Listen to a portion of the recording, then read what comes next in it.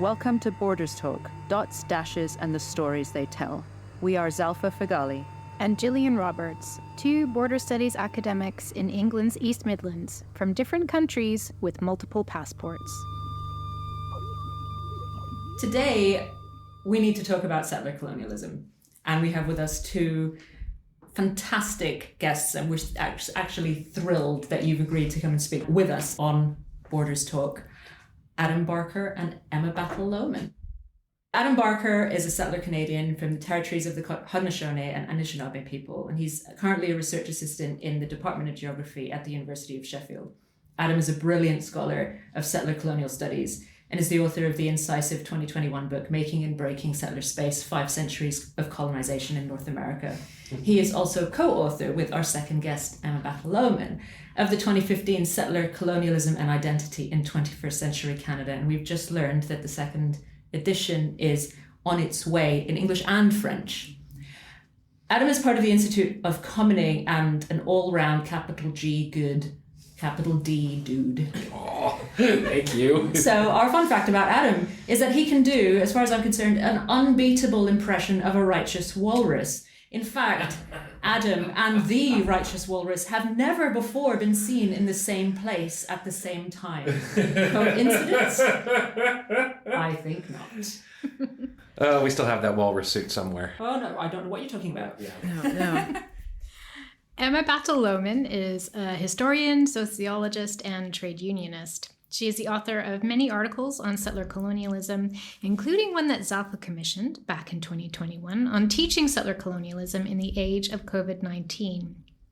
With Sarah Tarlow, Emma is the author of the 2018 Harnessing the Power of the Criminal Corpse, and with Adam Barker, she is the co-author of the aforementioned Settler, Identity and Colonialism in 21st Century Canada. Emma is a woman of many talents, and her passion and zeal are infectious. Her research is concerned with settler colonialism, Indigenous settler histories, Indigenous research methodologies, decolonization, North America, language, story, and punishment and the body. She's currently a consultant at Trade Sexual Health in Leicester, as well as being part of the Institute for Commoning. Fun fact about Emma. She can be heard yelling on a live recording of a song by the band Princess Goes. The song is called Columbus Was a Dick, and Emma yells, Columbus was a dick. Amen to that, sister. Maybe we should reconsider the title of this episode. Yes, I think we need to talk about settler colonialism, open parentheses. Columbus was a dick. Yeah.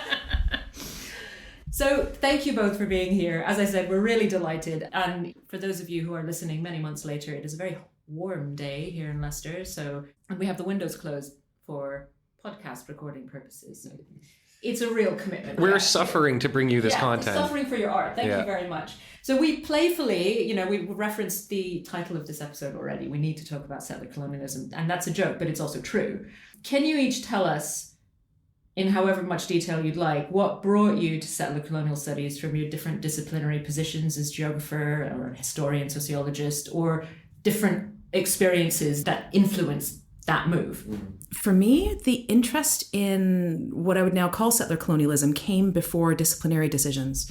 So I was very lucky to have access to an undergraduate program at a university in Canada that was 4 intensive years of mixing the hard sciences, the social sciences, the humanities. This program Adam was in as well. So it came out of that with some capacity across a few different areas. And it was when we were living in British Columbia, and I was casting about for ways to understand the place that I was living. I'd moved to this west coast of Canada, several thousand miles from where I'd grown up, a very different political context around Indigenous peoples, around the visibility of land struggles, a feeling that this was closer to frontier maybe than where I'd grown up in sort of more corporate Ontario. And it was as I was looking for a master's program that I was just sort of, I wanted to figure out, why was it different here? Why was it happening like this? What were the opportunities people were identifying? Why was there such a frisson of political possibility and contention?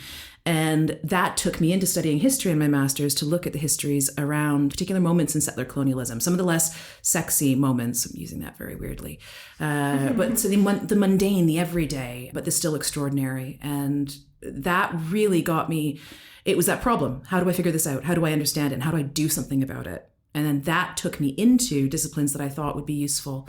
So history, sociology, thinking about knowledge and power, and that idea of history in the present. What do we do with the pasts we think we know? I think that the thing that you said about it being driven by how do I do something about this and trying to understand the problem of settler colonialism more, understanding your own role in it, that was what brought me into it as well. I was very lucky that as a teenager, I had a high school class that was on Native studies, and it wasn't it was a one-off, one-year thing. The teacher, never forget him, Mr. Hall. Shout out to Mr. Hall. Mr. Hall, good man. Had won basically the district's teacher of the year, and his reward for this was that he was allowed to design and run a course on anything he wanted for 1 year. For 1 year, so he did a Native Studies course. The textbooks were all binders with stuff that was photocopied, some of it from newspapers, some of it from journal articles, stuff like that he basically put together himself. And by the time I come into that program, I already was a quite justice-minded young person. I wanted things to be fair. I wanted things to be right. That went along with my perception of myself at the time as a Canadian and being, a proud Canadian. And this is how Canadians act. We are fair people. We're the peacemakers in the world, and so on. And we can talk about that. Oh, we're good. There's plenty to say about that. But it was, as 18 years old, taking this high school course and having a lot of that immediately disrupted and unsettled.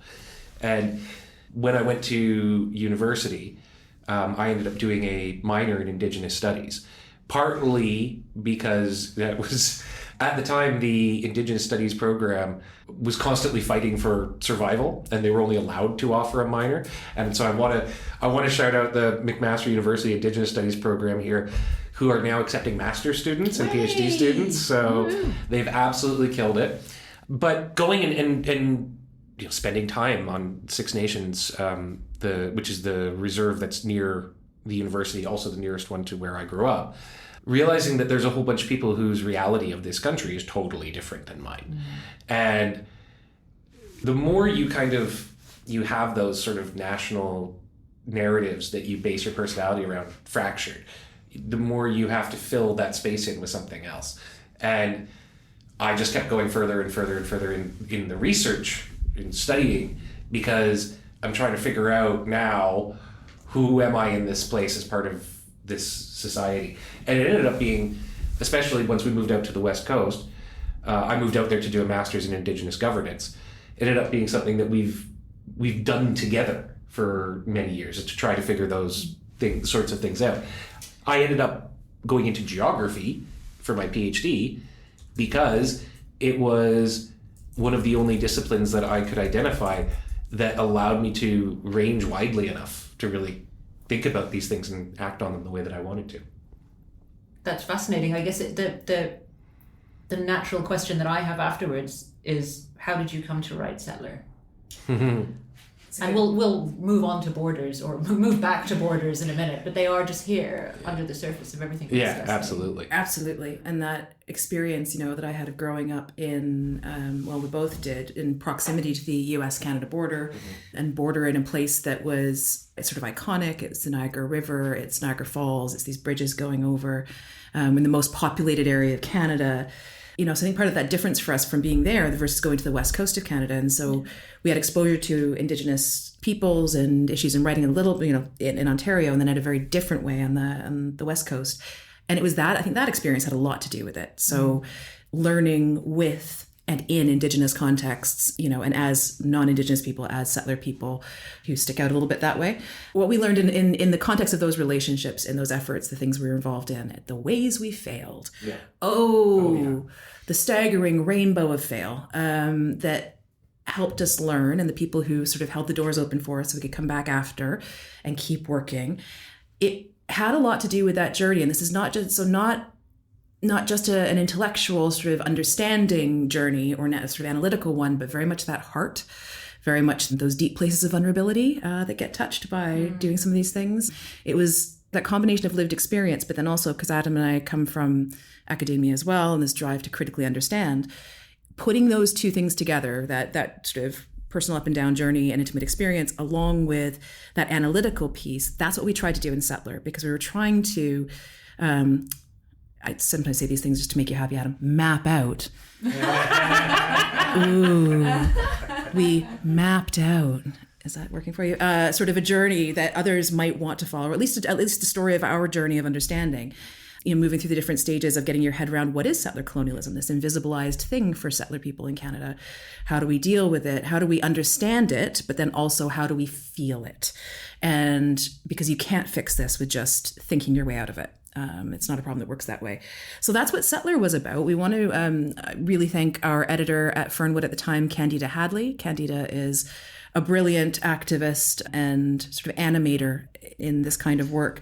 She came to us and she said, look, it was 2014, I think she said, 13, 14. And you might know that there was that protest movement, Idle No More, as it was sort of conceptualized in Canada in 2012, 13. So we saw in Idle No More the insistence of Indigenous presence and survivance in the present. So we had round dances happening at the major intersections in Toronto and inside shopping malls. Absolutely. So there was this push of visibility, and there was this uptake of using the word settler to talk about these people who are not Indigenous people. And that kind of insistence on it sometimes, where people were like, oh, that makes me uncomfortable. And Indigenous folks were saying, well, that's unfortunate. It's the word.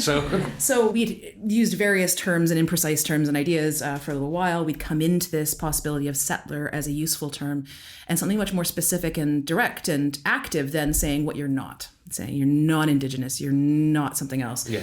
And also gave us this sort of position from which you can make choices. From whiteness, you can't really, kind of choose your way out of whiteness, the way things work right now. But that settler colonialism is something where there are some different choices you can make, and the term highlighted that. So the terms are getting used more through Idle No More. People were picking up on it. Some people were using it because they wanted to use a not offensive term. What is the most up-to-date not offensive term? Some people were using it as a tool because of what it meant or what it could do, the way that it could destabilize or make a little bit of discomfort.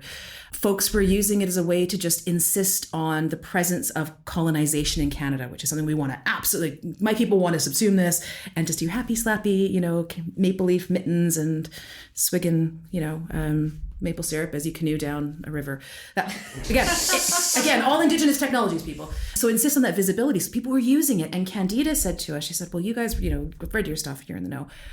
We need something on this. And Fernwood is a press that, does academic, rigorous work, but in a way that is supposed to be accessible to folks. So accessible in terms of cost, in terms of production, everything. So she said, can you do it? And we went, absolutely. She said, can you do it on this deadline? And we went, absolutely. 100%. And then that deadline came. We're like, oh crap, we need a bit more time. Forgot about the deadline. So thanks to Candida's excellent help and rigorous review process, that's how we came to Settler in 2015. We're now almost 10 years on. I think that one of the first things that we noticed before Settler was an idea was, we've been, since we started looking into Indigenous histories and Indigenous geographies and geographies of colonization, we've been talking about this stuff much more than most people we knew, annoying everybody at dinner parties, relentless downers. We are. And we have a very open social calendar. Yeah. Solidarity. It was in 2005 we first heard someone identify themselves as a settler, and that was Paulette Reagan, who wrote the great book on settling the settler within. Absolutely love Paulette. She's amazing. And she kind of, especially with me, she took me on a little bit and gave me a lot of guidance over the next few years. So in the aughts, we're getting ready to do our PhDs, and we're still using the term, but it wasn't very widely taken up. And then, as Emma mentioned, Idle No More occurred, and a big feature of that was the way that it spread online. One of the things about it as a movement that was so fascinating was the way that these very dispersed communities of people coordinated. One of the other things that I think is really interesting and doesn't get paid as much attention to is the way that in those spaces certain kinds of vocabulary become normalized, and they become normalized quicker than they do out here in the physical world where we're speaking to each other. And All of a sudden it was settler colonialism, settler colonizer, and people are now coming to us. People who normally we had to like corner them and talk to them. They're like, God, those weirdos again. Are actually coming to us going, okay, so what's this settler thing? Interesting. Right? Some of it was friends, some of it was family. And then we came and did our we did our PhDs around the same time and became very convinced that this term had utility, right? Not because of its inherent meaning, but the combination of that it had purchase at the time and that it really messed with a lot of the assumptions that people made about what it meant to live on those lands. And so we just kept talking about it. We kept saying it more. We kept exploring it further, and it has kind of become a thing. It's so interesting to see how differently it's become a thing. I mean, I think 3 or 4 years ago, I submitted an article to a journal and got reviews back. And one of the comments from whichever one of the reviewers was, she, I was like, oh yeah, okay, so double blind review, it's a she. She draws on Battell, Lowman and Barker's book, which is controversial even here in Canada. And I remember thinking... Was this reader 2 by any chance? Well, I mean, there were... Yeah, I declined to comment. But what was interesting was that I thought, okay, I'm enjoying not agreeing with you. It is right. I'm not going to take your advice. I'm not dropping this in. In fact, I just added more in. My response. But it is really interesting to see the I guess, prickly responses that are still a major response that you will get to this book and to the term.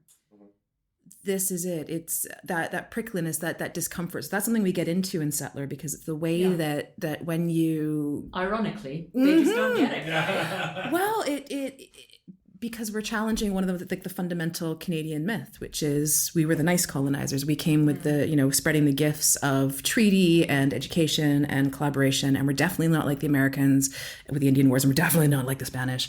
We're the nice ones. We're the good guys. Adam sort of said peacemaker, that peacemaker myth that Paulette writes about so well. It's a destabilizing thing. And it's very interesting to hear that I was coming out just a couple of years ago. Oh, we're controversial.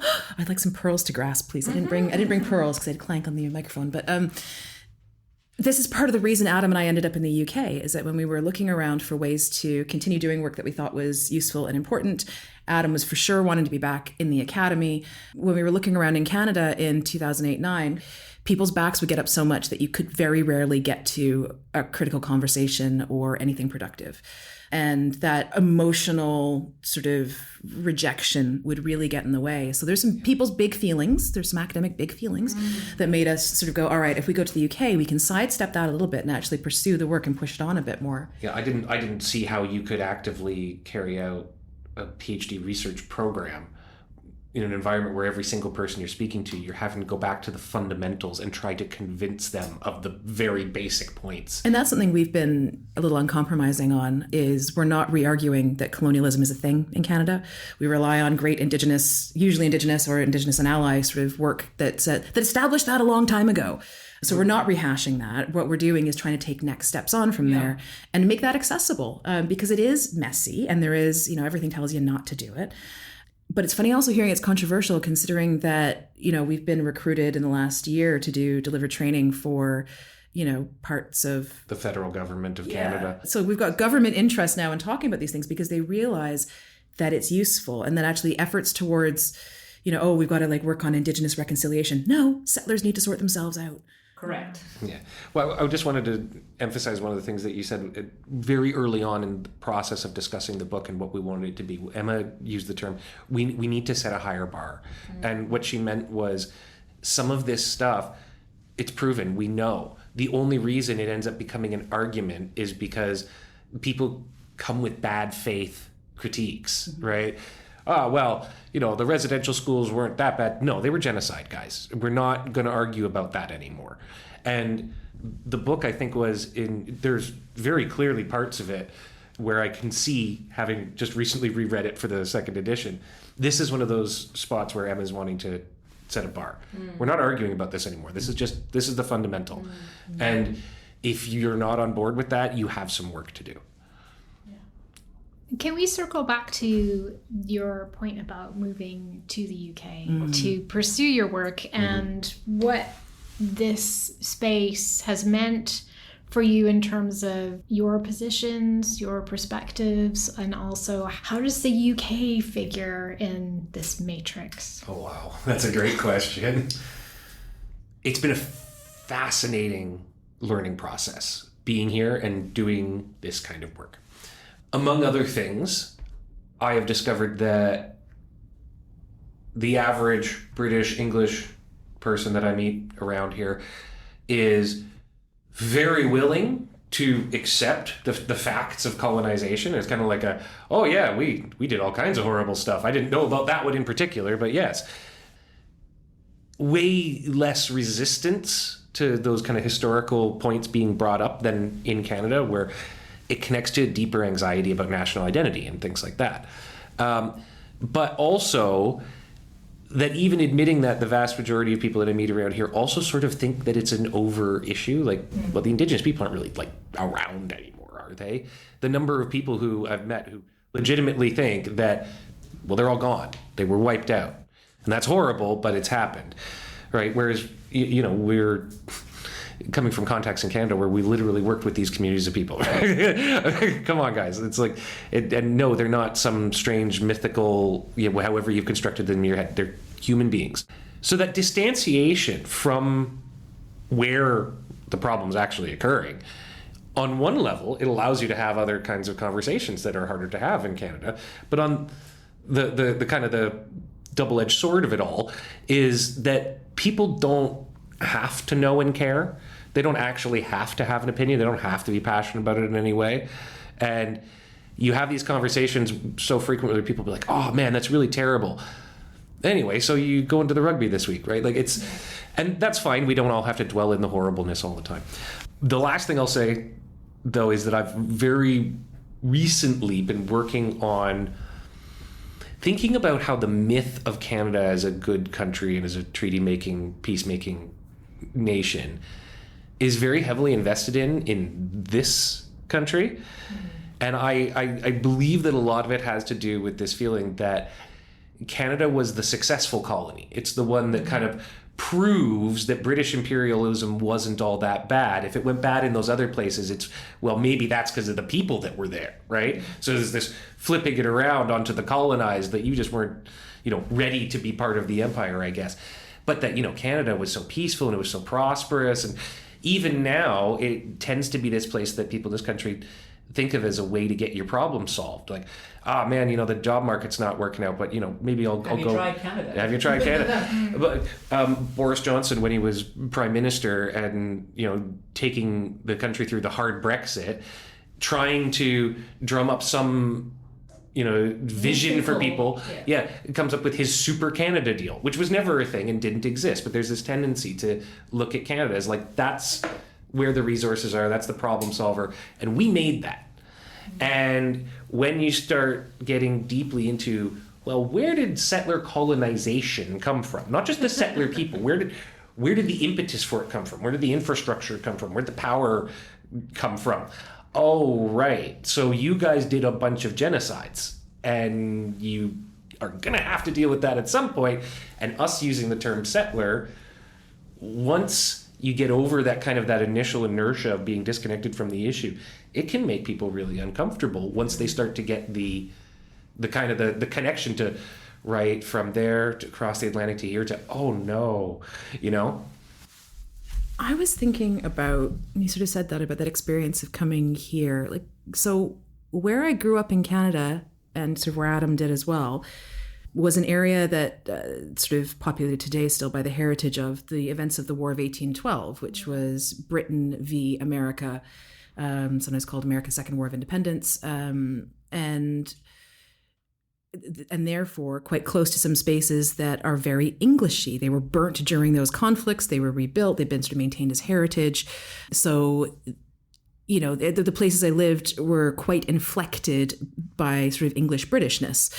And when we lived on the west coast of Canada as well, in the city of Victoria on Coast Salish territory. Right? So Jillian knows this, right? Again, there's that quite direct English inflection. There's the history of... Very cultivated. Yes, of the Hudson's Bay Company as sort of the predecessor to the colonies and the colony system.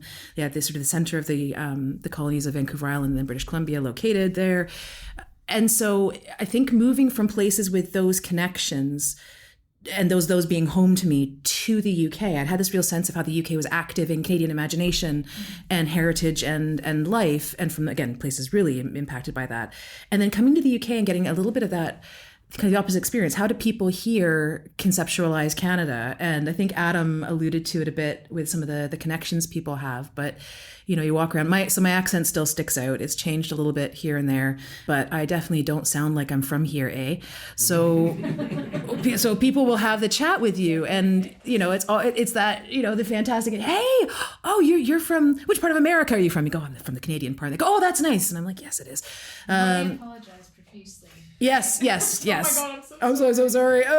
But then there's, and I feel like 2 of the 3 people in the room are going to back me up on this, but then you get into the, oh my God, my brother, nephew, cousin, neighbor lives there. And then sometimes I just, I don't know, there's a bit of a pleasure in it, but it's also, sometimes it's just a bit on, like going on autopilot. I go, great, well, where do the lay live? And they go, oh, they live in names Canadian city. And I go, oh, what a great place to be. And, oh, have you visited? And it follows this sort of stock script, but it's because there's so many connections here. And like Adam said, people, for folks here that we encounter in England where we live, and then the UK more broadly, there's this really positive connection with Canada. It is this escape place to go to. There's usually the, ha ha ha, why'd you come here? Which is... I had a border guard ask me that. I have as well. And it's like, yes, I last lived on an island in the Pacific, and now I've moved to the Midlands. You know, it. Yes, the critical decision-making faculties of academics are ripe for indictment. But you know, so these are the kinds of things that happen. But so being here, we weren't having those immediate, always day-to-day conversations around settler colonialism and Indigenous sort of pieces. But yet, the way those things are present here as well. Yeah. You know, in kids' entertainment and toys, we see when you meet folks and in sort of especially non-academically or sort of activist-connected contexts, and they go, and you sort of say a little bit about what you do, and you try to tell a story, and they go, do you mean the Red Indians? And you're like, okay. Yes, but no. And like Adam said, sort of putting things in this idea of past and present as well. Yeah. And I think because... for me, my experience of Canada is a place that, and the Canadas that I experienced, very much about defining themselves in relationship to England and the UK and the US. And so those kinds of moving between those spaces, I think, is always really interesting, because you get that sort of outside-inside view then, looking back and going, oh, what are they up to? Yeah, I wrote an article back in 2018 on these memorial landscapes around the area that I'm from that were all connected to the War of 1812. So it's burial sites and this big war monument and things like that.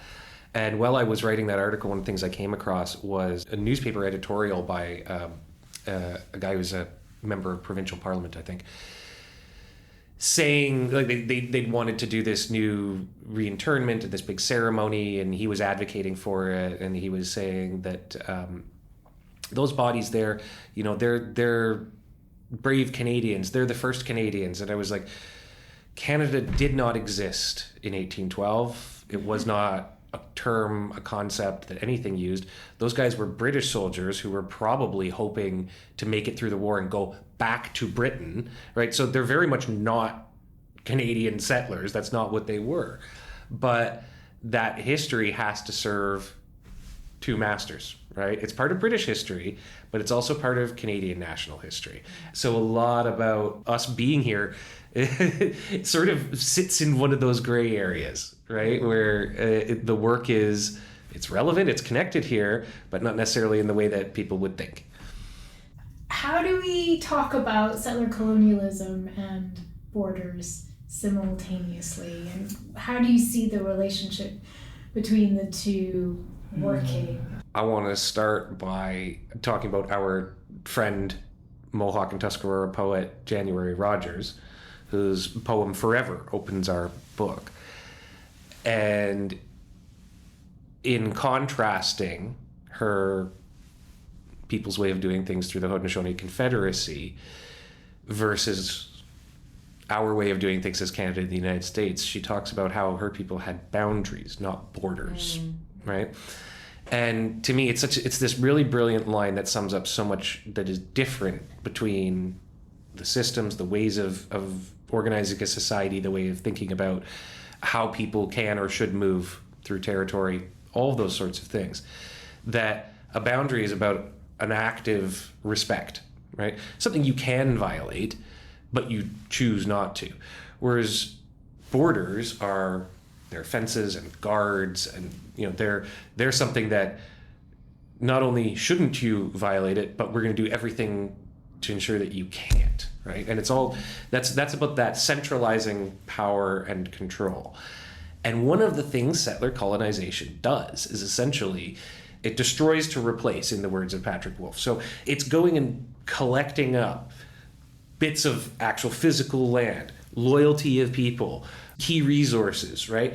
And then as it's collecting these things, as it's aggregating them, you have to have some way of governing those exclusive to you, because you've already stolen them, right? So otherwise somebody else might come and steal it too. We have to nip that in the bud right away.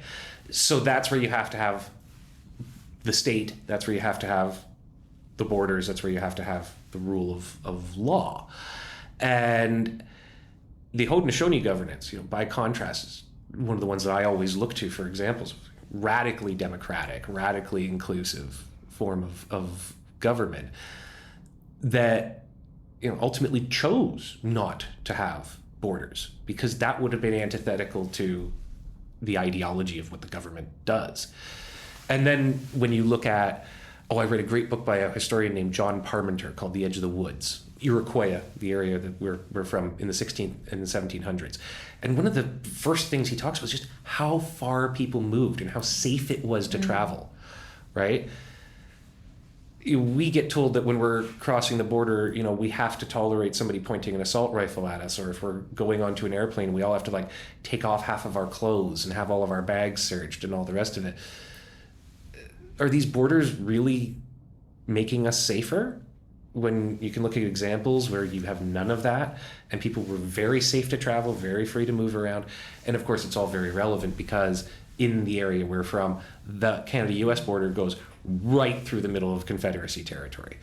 And so many of their struggles against both the Canadian and the American state over the years have been about whether or not they can cross the border in their own territories, right? To me, that's the fundamental issue here, is that we're a society that's organized around putting things into boxes and claiming them exclusively, that has taken advantage of systems that are much more fluid and much more relational. I've been sitting here sort of musing on this idea of settler colonialism and borders, and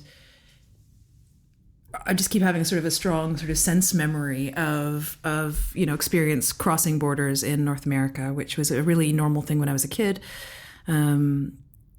Changed a bit after 9/11, but when you're going through border spaces, and again, most of my crossings were land-based because of where I lived, what happens in that border space is one doesn't feel very powerful. One may have been too enthusiastic speaking to the border guards about why one was making a trip, and basically promoted a local play to the border guard, then had the border guard and his friends search the car with machine guns. So one has to be careful in these spaces. But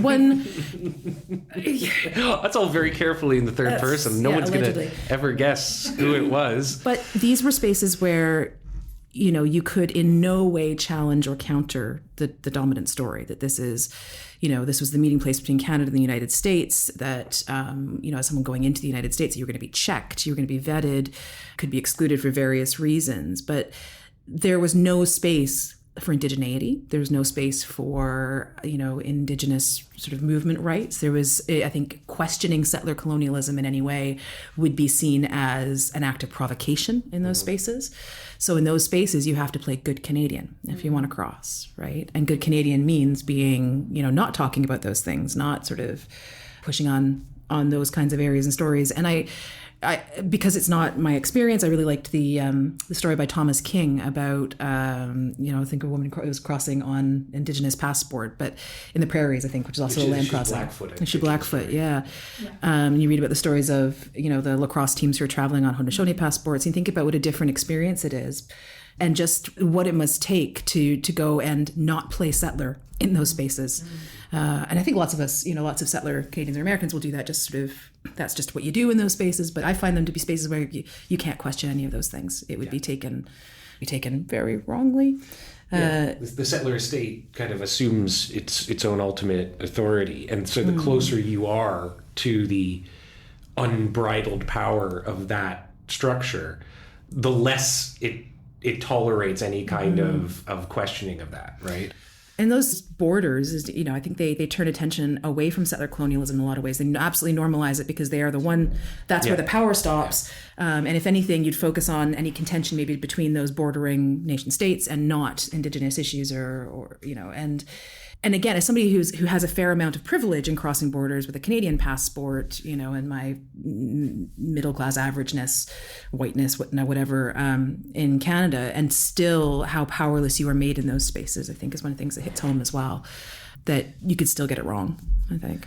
Yeah, and I mean, talking about the War of 1812, as you do, it was invite us for dinner. We'll talk about the War of 1812. It was after the conclusion of that war. Now Britain and America are no longer antagonistic towards each other. And they settled the border. They settled the border. That was kind of the first part of what is now, and people are very proud of this, the longest undefended border in the world. And I mean, undefended is a really interesting way to describe something that is absolutely riddled with, officers of the state, border guards who are armed. Right? What they mean is there's not a military there, but it's still very heavily armed space. That border gets driven westward basically because, all right, we're no longer competing for this same territory that requires us going, north and south over this boundary line.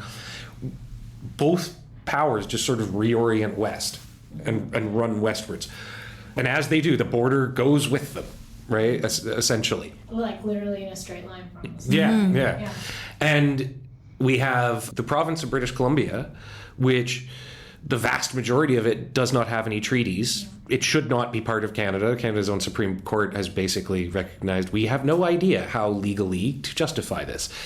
That all happens because there are American miners flooding up into British Columbia because of a gold rush. And the Crown literally goes, these guys are self-organized into communities that essentially have governments. They're settlers. They're going to claim that land. We have to bureaucratically claim it first. Yeah. So it's the Alan Taylor wrote about how after the War of 1812, neither Britain or America won, but Indigenous people lost. And I think that's the point that I was going to come back to, since we're talking about the War of 1812. As one does. I had no idea this whole episode would be about, but yeah. But it matters because one of the big outcome, like Adam was saying, was the settling of borders, having a settled border more or less between these two sort of empires on the continent, between America and Britain. And that was, of course, a major turning point in the settler colonials or development of those places, because we go from a situation where the empires were absolutely engaging in settler colonialism in some places, but also still in need of Indigenous sort of allyship in other places. There was still some impetus to sort of deal with Indigenous peoples a little more carefully because you couldn't fight potential threats on all sides. Right? You couldn't, fight the British and Indigenous peoples. However, that border gets settled and those two empires start turning inside in a very different way. And I think we see, the sort of intensification, and I think settler colonialism overtaking then after that, right? Because that's working to settle within the borders and less of a sort of frontier mentality. So, this line, this iconic line drawn across the continent, which in grade 10 geography I had to draw so many flipping times. I draw a straight line. I think the drawing of that border and the shift then that happens are really important, because the idea that, and, Adam and I come from a place where the border has been the same our whole lives. Lots of people in the world don't have that. Yeah. So for us, border is also something static, It's static. You know the crossings. You know the kind of how you do it here, how you do it there. Sometimes Adam does it wrong, though. I mean, he might tell you about that. But it was a very kind of quotidian thing. It was my dad used to go shopping on his lunch hour in the States. So he'd drive from his office in Niagara Falls and go over the border and buy gas, petrol. Well, it was gas. It was beer from a drive-through beer place in the 80s. And I just drive through and they put it in your boot. And some groceries. Yeah, thank you. You know, we speak both languages here. At least we speak Canadian on this podcast, apparently. And so that was part of the everydayness of it. And so as a settled, stable thing, that's the other thing. It was settled and stable for a long time. And throughout my lifetime, the only major change was 9/11, after which you had to have a passport to cross. But the way that those borders affect people differently really gets into some of the, the markings of the hierarchies within settler colonial society as well. So I'm thinking of one of the things we learned when we were in British Columbia was the way that the border there, so kind of the part that completes it out by the Pacific, the effect that it had on traditional trade routes, which all ran north-south because there's 3 consecutive mountain ranges that all run north-south. So they're hard to get over. They're pretty big. Yeah. Or going north and south up and down the Pacific coast, tons of islands and inlets and places to trade and stuff, but you're mostly going north and south. That border comes through, and now both states are trying really hard to connect east-west, right? So the railway that goes through the Trans-Canada Railway in Canada, and obviously, several versions of the same thing in the United States, that's part of a nation building project. It's also dependent on the disruption to the nations that are already there, right? So the drawing of the border is it's not an innocent thing, and it gets talked about as like this good, positive outcome of America and Britain ceasing hostilities. But it was more like the 2 colonial powers agreeing, listen, let's not fight each other because there's all this empty land all the way out to that ocean that we can just take for ourselves. And that's basically what they did. So we'd like to come to our segment, Borders I Have Known. Maybe Adam should start. Because as I may have alluded to, my enthusiasm has gotten me into hot water at the border where you get asked a simple question, where are you going today? And I respond back with a great list of things to do in your area for free and that are culturally enriching. And should I tell your story and you can tell mine? Well, so I was just going to say, so Adam brings this up with some regularity and to most people we meet. So I'm very pleased that you're holding space. Thank you for holding space to talk about the time that Adam really messed it up. Okay, so we were living out on the West Coast on Vancouver Island, and one of the favorite things of mine to do when we were living out there was to go camping all the time. So as you do, you end up leaving some of your equipment in the trunk of your car because totally reasonable. Then at one point, we lived in this really small apartment, and I think Emma was culling her wardrobe so we had some more space, and she'd taken these bags, huge bags filled, just stuffed with women's clothes. And you clear out stuff, and then you put them in bags, and then you put them in your car or hallway for several months. And one day they go somewhere else. But by osmosis. Yes. So we were in that stage of the process. So we've gotten things as far as the trunk. And then I think we were going I was going to a conference on near Bellingham, Washington, on the Lummi Nation Reserve. I've done this 3 or 4 years. I went and did this conference, the Vine Deloria Memorial Conference. And I'm crossing at a land-based crossing near Vancouver, and I don't know if the guy was just bored or what, but the border guard, I pull up and he's like, where are you going? Tell him. It's because you're shifty, Adam Barker. Yeah, because actually I look so shifty. I tell him where I'm going. And he's like, right. I'm going to have to take a look through your car, which just doesn't normally happen at this border crossing, right? Especially not when you are a white academic guy. I hate to say it, but I'm not usually the person getting pulled over. This guy decides to start searching through my car. flips open the trunk, and the first thing he sees is a gigantic axe and bags of women's clothing. I believe you also had some rope. Yeah, rope, firewood, just all looked really awful. No, weirdly enough, like a bag of empty tin cans, which just looks like, oh, I don't even know what he's going to do with those. What kind of a monster has like 40 tin cans and women's clothing and an axe?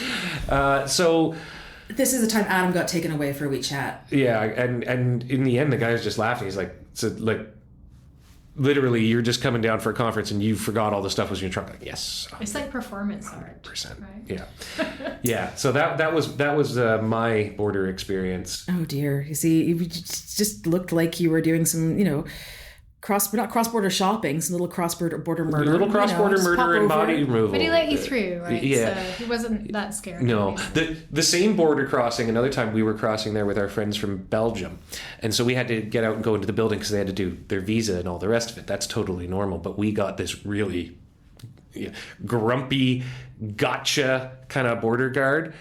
With a gun. With a gun that he rested his hand on the entire time. And so I go into the building with them because they both speak decent English, but sometimes there's technical things or people are talking fast. So I'm there to kind of just help make sure that we can get everybody through the border in one piece. And the guy says, so what country did you say you're from?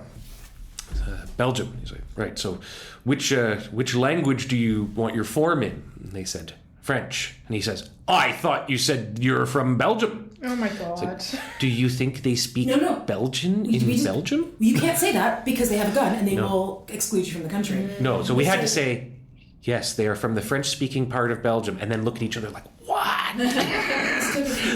the guy behind him, so like one of the other border guards heard him say that, and I just saw him go, oh. But like, you can't point out the stupid or they'll take you away. No. Yeah, so this guy was, he thought he was really going to get us. And he was like, fine, I'll give you the French ones. See if they can see if you can fill it out properly. Like, yeah, of course they can. They're fluent in French. What's your... and as my dear friend Cynthia always said, she said, every time, so it's from Belgium, every time she has to cross into the United States, they ask her the same questions. And she said the two that always seem to come together are, do you have any bananas? And do you plan to kill the president? And so she's always just assumed those were the same level of threat. With the banana? I think it's implied. I think it's a sort of slip and fall potential situation. Cartoony. Oh. There might be a soundtrack. Do you know what? I mean, it would bring down American empire once and for all if when the president slips and falls on a banana peel. I mean, just... I mean, anyone, really. There's so much damage that can be done with... Be careful of bananas, people. Be careful. Be careful of bananas. Yeah. Also, look into the genetics of bananas. You'll be surprised. Terrifying stuff. Yeah. We'll put that in the show notes. Emma, did you want to say more about the alleged incidents of border crossing that one may partake in, perhaps? In the third person? In the third Or person? would one prefer not to talk about one's experience? Oh, I'll tell you all about it if she doesn't want to. Okay, so... Good start. Good start. No, but I would say that I have sometimes had luck getting things done by being Canadian at people. And I call it that probably after the experience of living in the UK for a while now, where you activate your Canadian, so you smile and you make eye contact and you apologize for things. Say have a great day. Absolutely. It's like giving them the Care Bear stare of a maple leaf. Exactly. Just like shooting maple love at them. Because sometimes you can move through spaces a little more easily. You can get a lot done that way. And it's definitely a persona to pull out at the border. But you have to dial down the enthusiasm. You gotta rein it in a little. Because so we had a friend called Susie who worked for Canadian Border Services. It was going to be 15, 20 years ago. And we knew her when she went through her training. And we're like, oh, so, we've crossed the borders all the time. And they'll ask you different things, random stuff sometimes.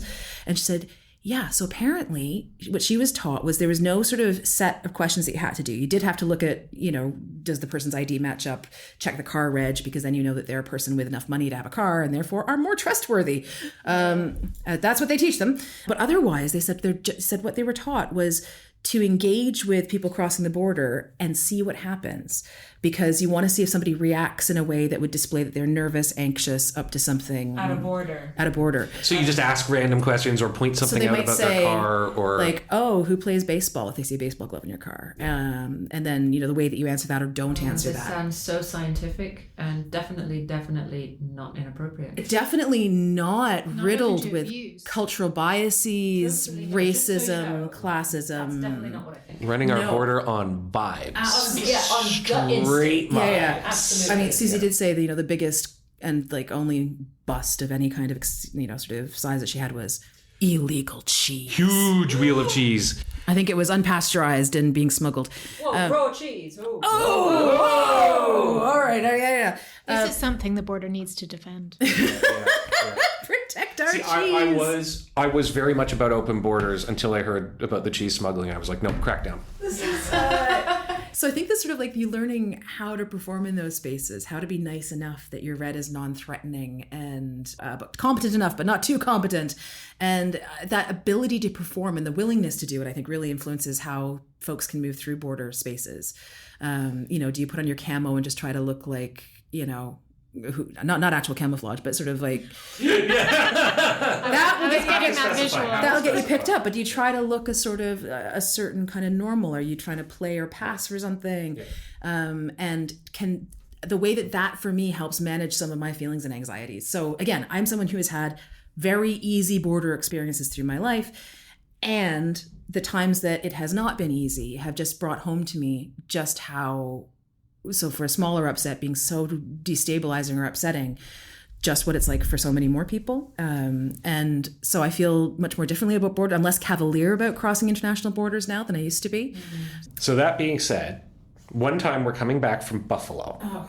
And we've got Emma's mother in the car because we've all gone to see Shakespeare in Delaware Park, which is one of the things that Emma and her family introduced me to. They absolutely love doing this. So it's late at night because we've seen the play and it's dark out. We're coming back across the border and pull up to our turn at the border thing. And you stay in your car, they talk to you. Yeah, the lady leans out of her thing and goes, "Where have you been?" The correct answer here is just to Buffalo. How long have you been gone? 4 or 5 hours. Now we're heading home. Just tonight. That's the way to do this. She says, "Where have you been?" And Emma says, "We just saw the absolute best version of Macbeth in Delaware Park, and I absolutely think you should go see it. It's on for at least another 2 weeks, but then they've got another production after that. If you go early enough." This is actually the Emma I know. Yeah. And if you go early enough, you can do a walk down by the river. It's really beautiful. There's this museum. And the woman's kind of just taking all of this in. To be fair, I probably at this point had also added in talking about Olmsted as the creator of the park system in Buffalo. Oh yeah. Oh. Yeah, we got there. Oh my goodness me. Yeah, we got there. So the border guard isn't actually the issue. The issue is the heavily armed Marine standing next to her, who listens to all of this and then goes, "Okay, this one." And she's like, "Can you open up your trunk and put your hands on the dashboard, please?" So the guy searches our entire car. And after it's not pleasant. They don't make it pleasant. After that, we've had a rule that when we cross the Canada-US border, Emma, no talk. You're going to get us killed. Yeah. This is a manual of what not to do. What not to do. Yeah. Exactly. When you mask up, figuratively speaking. Yeah. At a border. Yeah, you went to put on your camo and you grabbed the wrong thing and you put on full clown suit. It was Or light reflecting. Yes. Yeah. Yes. So that's our Canada-US border story. You see, I was better when I was a kid. See, when I was a kid, and it was in the 80s, my parents didn't have a lot of money, and so what we do is you would put on your oldest stuff, and then you would drive over the border and buy your new school shoes and a new dress or whatever, and then throw out your old stuff and drive back, and not, you smile politely. Like you've been shopping. So you don't look like you've been shopping, because you don't want to have to pay the duty or anything. Yeah. So, as a kid, I was gonna say, as a kid, I was better. I shut up and I did the thing, and that's how I had some shoes, and that was, very excited about that. But I mean, yeah, I also once just got a little lost I was probably like 22 and driving, and ended up accidentally just when you get stuck on a motorway and you can't get off the motorway? Well, I ended up kind of crossing over the border. And they said, what's your reason for crossing? I'm like, I want to turn around. I don't know. I'm trying to leave. I might have been less than 22. I was probably a fairly new driver. I'm like, I don't want to be here. They're like, oh, you can just go. You have to go over and then come back and then come back in. Like, how long have you been away? I'm like, I haven't been away. I never left.